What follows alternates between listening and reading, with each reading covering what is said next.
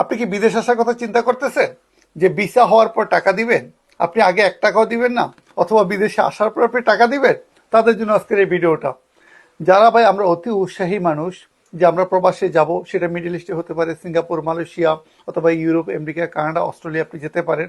তো আপনাদের মেইন কথা হচ্ছে কি ভাই, আমরা বিদেশ যাব, আমরা কোনো টাকা পয়সা আগে দিব না, আমাদের ভিসা হওয়ার পরে আমরা টাকা দিব, অথবা আমরা পৌঁছার পরে টাকা দিব। তো এই সমস্ত মন মানসিকতার অনেকেই আছেন আমাদের দেশে, যে আমরা হচট খেতে খেতে বা ধোঁকা খেতে খেতে এমন পর্যায়ে পৌঁছছি যে এখন কাউকে আমাদের বিশ্বাস করতে ভয় লাগে।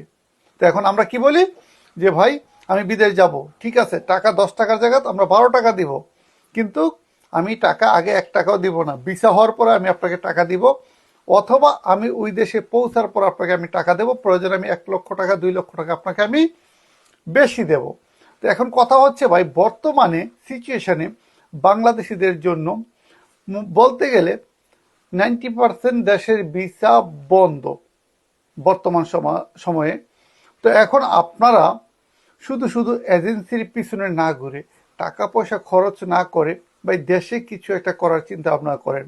আর যদি মনে করেন যে না আমাকে প্রবাসে যেতেই হবে, প্রবাসে আমার যাওয়া প্রয়োজন, সেটা আমার নিজের প্রয়োজনে হোক, পরিবারের প্রয়োজনে হোক, তাহলে অপেক্ষা করে ধীরে সুস্থে বিশ্বস্ত পরিচিত কারো মাধ্যমে আপনি দেখেন যে উনি যেই দেশেই থাকে না কেন, সেটা মিডল ইস্টে হতে পারে, ইউরোপে হতে পারে, অস্ট্রেলিয়া, কানাডা হতে পারে, তো ওই বিশ্বস্ত লোকের মাধ্যমে আপনি দেখেন উনি আপনাকে বৈধভাবে কাজের জন্য ওই দেশে নিতে পারবে কিনা।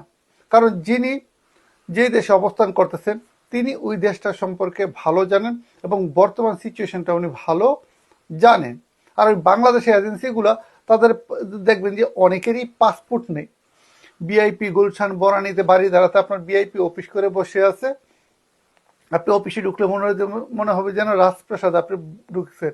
ওদের কথাবার্তা মনে হলে যেন ওর বাবা বানায় মায়ে বেচে, বা মায়ে বানায় বাবা বিক্রি করে, এরকম ভিসা ওরা আপনাকে দেখাবে যে ভাই আমার এতগুলা ভিসা হয়েছে, আপনি জমা দেন না, আপনার ভিসা হয়ে যাবে 2 মাসের ভিতরে, 1 মাসের ভিতরে।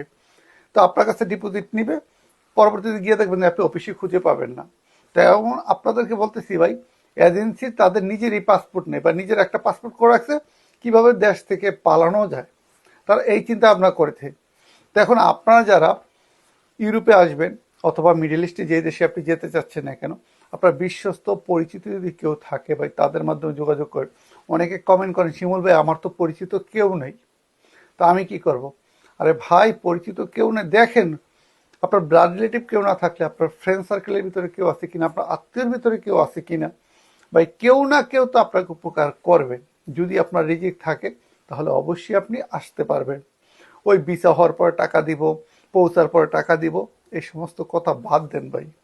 এভাবে কেউ আপনার আপন ভাই আপনার জন্য করবে না। যদি আপনার মায়ের পেটে ভাইও হয়, বলবে যে ভাই এখানে এত টাকা খরচ লাগতেছে, তুই দিতে পারবি কিনা, না পারলে আমি আমার পকেটে দিচ্ছি।